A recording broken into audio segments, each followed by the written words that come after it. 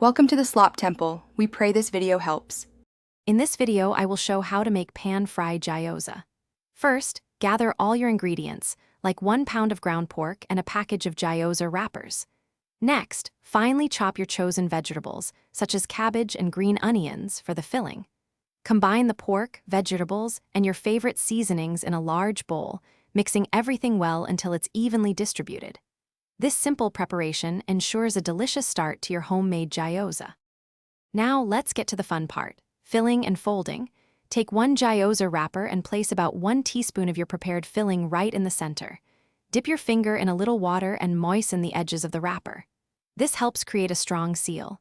Carefully fold the wrapper in half, then create small, even pleats along one edge, pressing firmly to seal the gyoza. Practice makes perfect, so don't worry if your first few aren't flawless.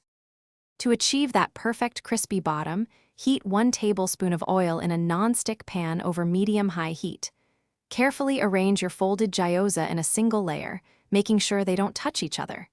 Once they are nicely placed, add about 1/2 cup of water to the pan.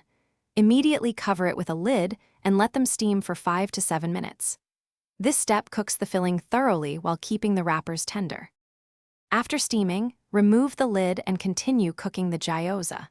The remaining water will evaporate, allowing the bottoms to become beautifully golden brown and wonderfully crispy.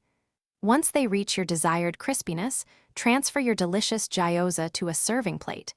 Enjoy them immediately with your favorite dipping sauce, like a soy ginger blend.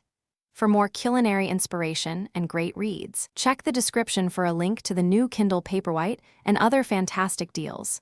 Happy cooking! Thanks for watching. Consider subscribing if we helped you.